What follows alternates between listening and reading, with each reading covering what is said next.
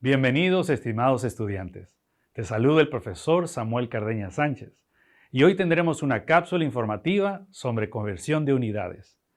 ¿Qué es lo que estaremos viendo en esta cápsula? Hablaremos sobre las mediciones, qué son las unidades, hablaremos sobre el Sistema Internacional de Unidades, cómo convertir de un sistema a otro y cerraremos con la importancia de las conversiones. Así que para comenzar, hablaremos un poco sobre las mediciones. Las mediciones no es otra cosa más que definir un patrón, un estándar, para compararlo con el objeto que queremos medir. Desde la antigüedad nos ha interesado muchísimo saber cuánto tenemos y qué tenemos. Desde los procesos de comercialización, cuando yo voy a vender algo, cuando yo voy a comprar algo, pues yo quiero yo quiero comprar y vender lo que es justo. A lo largo del tiempo nos ha interesado perfeccionar la técnica de esta comparación, de estas mediciones.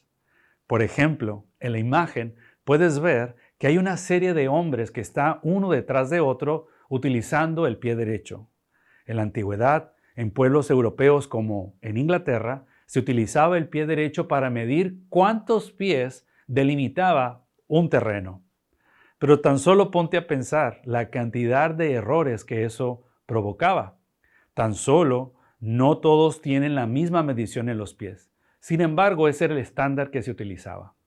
También, por ejemplo, hoy en día aquí en Puerto Rico utilizamos la pulgada, el pie, la yarda, etcétera, etcétera. ¿Esas medidas de dónde surgen? Pues también como lo puedes ver en la imagen, hay ahí la cara de un rey y se utilizaban las medidas corporales del rey en turno en Inglaterra. Lo que medía su pulgar, eso era la pulgada. Después venía otro rey y el estándar cambiaba. Así que esa metodología no era del todo estándar y del todo confiable. Tenemos que mejorar en ese procedimiento. La siguiente pregunta es, ¿qué son las unidades? Las unidades es un estándar establecido para medir magnitudes físicas, tales como longitud, tiempo, masa. Las unidades que probablemente conoces y has escuchado puede ser el metro, el segundo, el kilogramo, la yarda, la libra, el kilómetro, etcétera, etcétera. Esas unidades han sido fundamentales para entonces nosotros poder cuantificar lo mejor posible. En el mundo científico nos interesa hacer estas mediciones lo más exacto posible para que así nuestros resultados sean confiables. Ahora, pero a lo largo de la historia, en diferentes países se han establecido unidades y procesos de medición muy propios de la cultura y de la región. Por ejemplo, hoy en día yo vengo de México y en México para medir la temperatura se usan grados Celsius, pero aquí en Puerto Rico utilizamos Fahrenheit. También para medidas de distancia, allá es muy común utilizar los kilómetros, mientras que aquí quizás se utilicen las millas. Tenemos que ponernos de acuerdo para entonces tener un lenguaje universal. Y ahí es como surge el Sistema Internacional de Unidades. El Sistema Internacional de Unidades nace en Francia en 1960. Hay una convención internacional donde científicos de todo el mundo deciden unirse para entonces ponernos de acuerdo. Vamos a medir distancia, todos vamos a medirlo de la misma manera. Vamos a medir el tiempo, vamos a medir la masa, etcétera, etcétera. En esa primera convención se establecieron solamente 6 unidades. 11 años después, en 1971, es que se utiliza la séptima unidad fundamental, que es el mol. En la pantalla puedes ver resumida una pequeña tabla en azul donde tenemos las 7 unidades fundamentales, cómo se llama cada una de ellas y también encontrarás cómo es que la representamos. Puedes ver ahí algunas de ellas y quizá muchas te resulten familiares.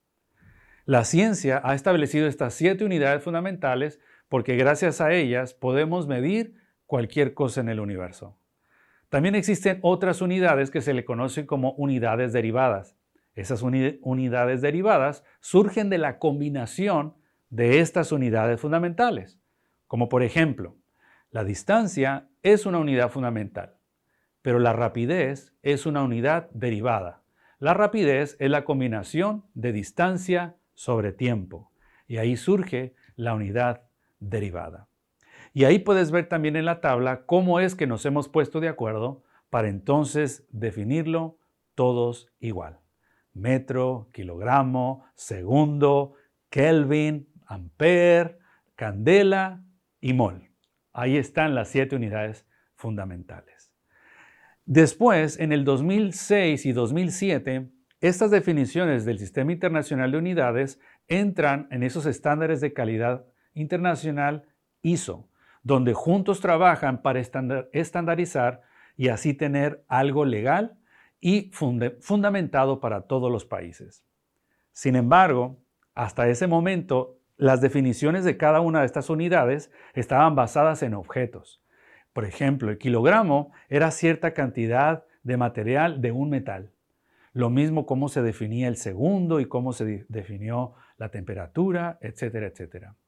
Con el paso del tiempo también se dieron cuenta que usar ese tipo de referentes físicos no era del todo apropiado porque eran válidos hasta cierta cantidad de años.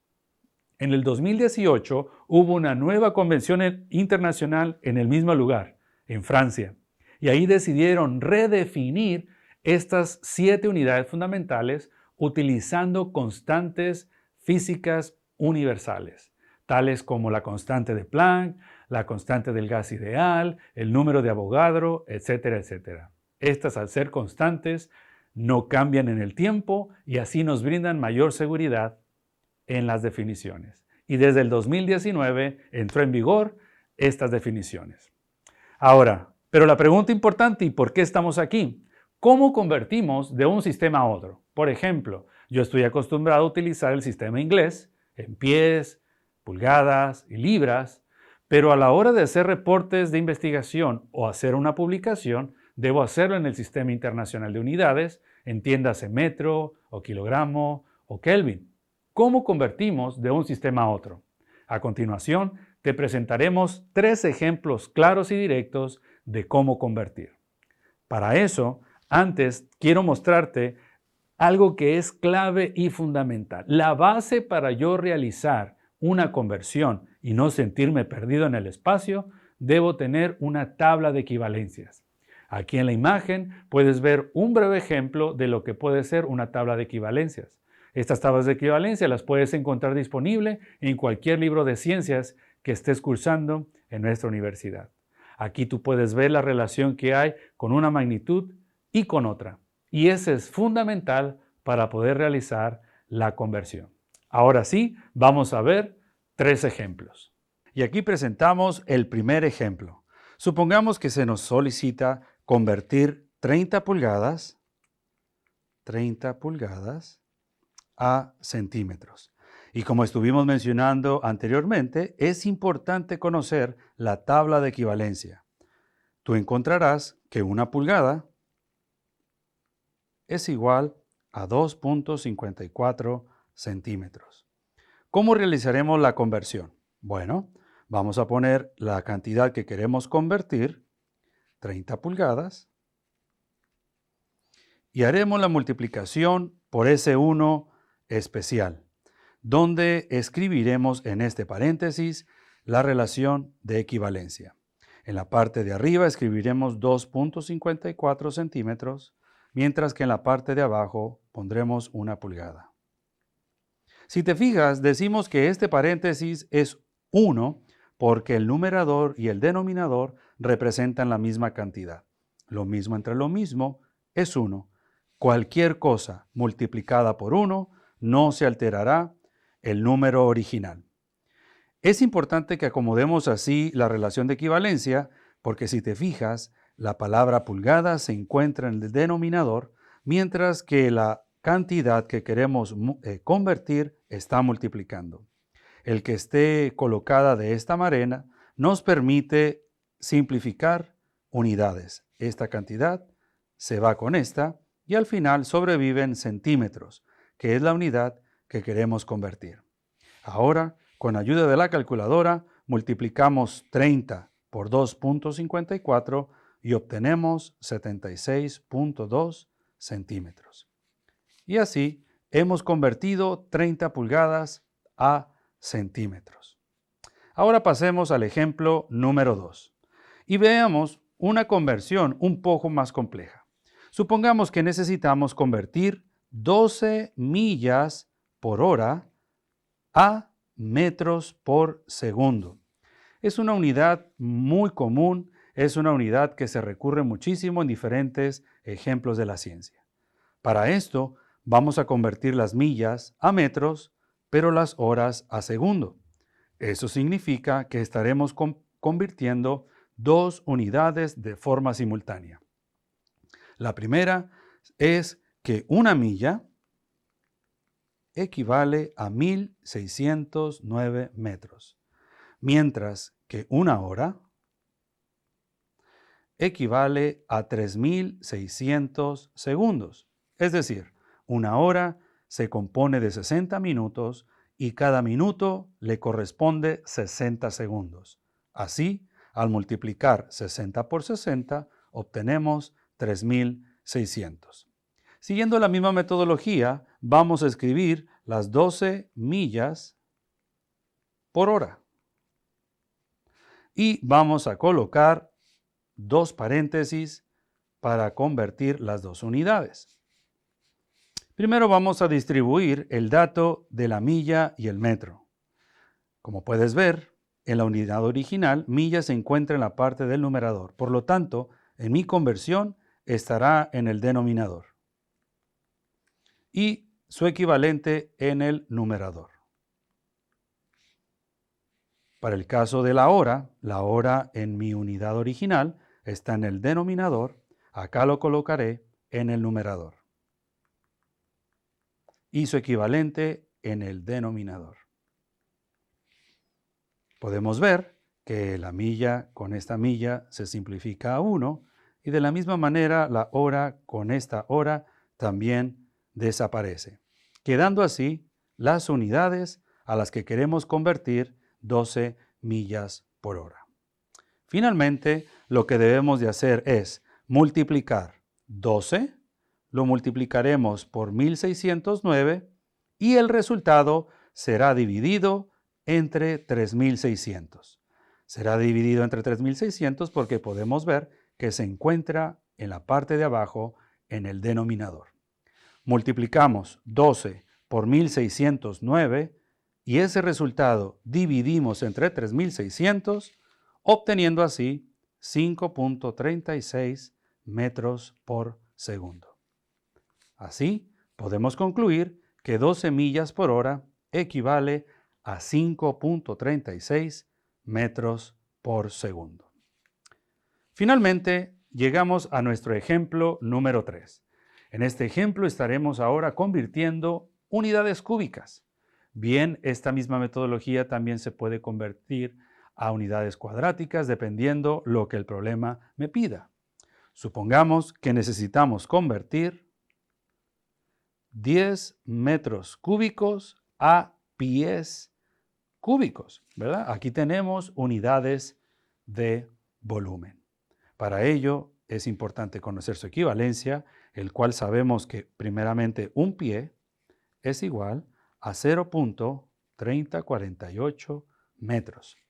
Sin embargo, la conversión me está pidiendo de metros cúbicos a pies cúbicos. Para ello, lo que debemos de añadir es elevar al cubo ambos lados de la igualdad. Un pie elevado al cubo equivale a un pie cúbico. 0.3048 metros elevado al cubo equivale a 0.0283 metros cúbicos. Es importante notar que al elevar el cubo se eleva todo lo que está dentro del paréntesis. Eso incluye el número y la unidad. Por eso es que llegamos a un pie cúbico y 0.0283 metros cúbicos. Ahora sí, ya estamos listos para realizar nuestra conversión.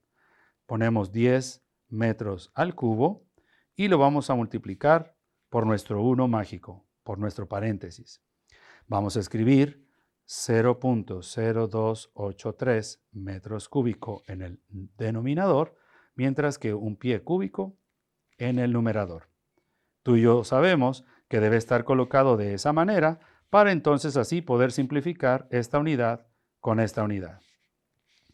Matemáticamente lo que debemos de hacer es multiplicar 10 por 1 y el resultado dividirlo entre 0.0283. Con ayuda de la calculadora podemos obtener 353.35 pies cúbicos. Y así podemos aplicar la metodología en estos tres ejemplos. Muy bien, pues acabamos de discutir entonces estos tres ejemplos. Esperamos te haya quedado claro. Ya de aquí en adelante utiliza la misma metodología de la multiplicación de este 1 mágico para entonces así convertirlo al sistema de unidades que así lo requieras en tu procedimiento. Para concluir, ¿por qué es importante hacer apropiadamente las conversiones? ¿Es meramente para solamente complicarnos la vida o porque el profesor quiere retarnos matemáticamente? En el mundo de la ciencia y en la vida cotidiana, saber convertir es fundamental. Déjame darte dos referencias históricas muy interesantes.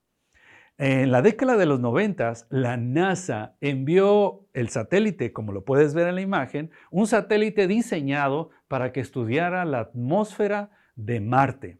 Hacen el lanzamiento y después de 9 meses llega este satélite. Sin embargo, el satélite, que costó más de 2 millones, creo que fueron 2 billones de dólares, 2 billones y medio de dólares, se estrelló. Pero ¿qué fue lo que pasó? El problema fue que cómo estaba organizado el satélite, las mediciones eran con el sistema métrico.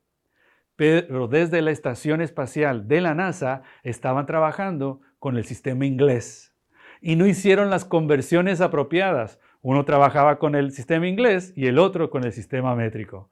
Y al no hacer la conversión adecuada, generó un margen de error que provocó que ese satélite se estrellara. Otro dato interesante lo encontramos con Cristóbal Colón. Muchos de nosotros sabemos o hemos escuchado que Cristóbal Colón en realidad se dirigía hacia la India. Sin embargo, de forma equivocada llegó a las Américas. Inclusive la historia dice que él falleció sin saber que había llegado a este nuevo continente. ¿Cuál fue el error realmente? ¿Qué fue lo que pasó con Cristóbal Colón? Y déjame decirte algo, el error fue que él hizo una mala interpretación de las mediciones de los pergaminos que estaba estudiando, tanto de los fenicios como de los griegos, y a él extrapolarlo a la España del siglo XV. Él no leyó y no convirtió correctamente las mediciones que estaban utilizando esas culturas. Inclusive también utilizó trabajos árabes y de los fenicios y no hizo la conversión apropiada a las millas que se utilizaban en su época. El error afortunado que llevó a Cristóbal Colón a descubrir América fue un error de la conversión. Y estos son dos pequeños ejemplos, ¿verdad?, de la importancia de hacerlo correctamente las conversiones. Tanto en el mundo de la farmacéutica, de la ciencia, de la química, física, matemáticas, en todos lados es muy importante que cuando hagamos este tipo de conversiones se hagan con la metodología correcta que te acabamos de indicar. Hasta aquí mi participación. Muchas gracias por tu atención y esperamos que esta cápsula sea de gran provecho para tus estudios. Hasta luego.